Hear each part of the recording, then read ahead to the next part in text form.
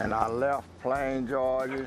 We were filming a 90-year-old cowboy. I was using two cameras, one set up in a wide shot, the other in a tighter close-up.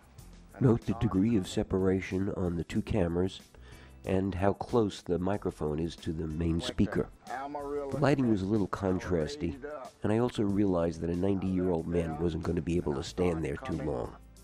So I sat him down, and we moved him into the open shade. You can see I'm looking at the shadows on the ground. That way I know that when I sit him down, he won't be in direct sunshine. Also, take note of how far away the cameraman is from the subject and how that softens the background. On this one, I was the honest one. Notice for this interview, I'm using the reflector so that the contrast won't be too harsh.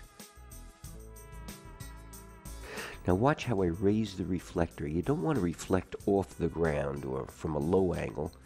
You want to bring it at eye level. So I'm raising the reflector, catching the sun, and opening up his face. Now the camera's set. Notice that I'm standing off the camera to do the interview. I don't want him looking directly in the lens for this. And now watch as I move the camera. Tell me something else, Bo. I don't turn it off. I continue my directing. Now you've been working down. I zoom in for focus all the way. Watch the focus is out. I get the focus, and I zoom back to get my shot. As usual, we continue to move both cameras throughout the interview.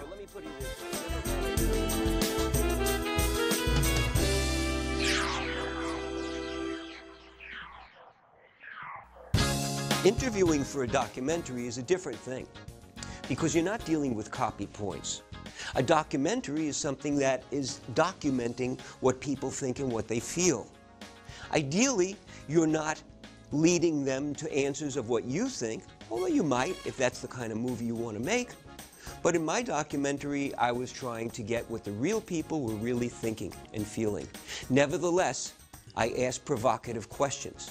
Now sometimes, particularly in documentary work, or even in corporate work when I'm trying to find something, I turn on the camera and I let people go. They get used to being filmed, and I listen for what I'm looking for. Then I hone down and refine it by asking the question again. What you want to do, however, is listen to what they're saying. Sometimes the movie really takes place when the camera goes off. At that point, flip it back on. When I'm filming in a documentary, I turn those little red lights off. You can do that in your menu, so nobody knows if my camera's on or off. Now watch this, fella. My name is Wormy, and I'm here for the history of the cattle drive of Florida. What is the cattle drive of Florida? I heard that that's just a big Disney-produced bunch of bull. How's that? We don't want to ask that question. Isn't he the most polite guy you've ever seen? He's a little shy. Every time I ask him the slightest bit of a provocative question, he goes, no, no, no, no. So I waited. Go ahead. Look.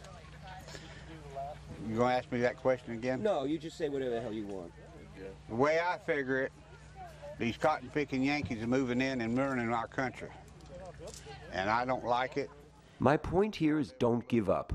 By turning off the camera and talking with him a little while, he was more relaxed and ready to give me an honest answer when I turned the camera back on. They keep it up, they're going to have a lot of people and no food. And we're going to depend on everybody else to feed us, and then they're going to come in and tell us they're going to run the places, they're going to feed us. That's what I think. Now, when you're done, you're filming, be a man or a woman and go thank the talent. Put your hand out and thank them. Not only is it good manners,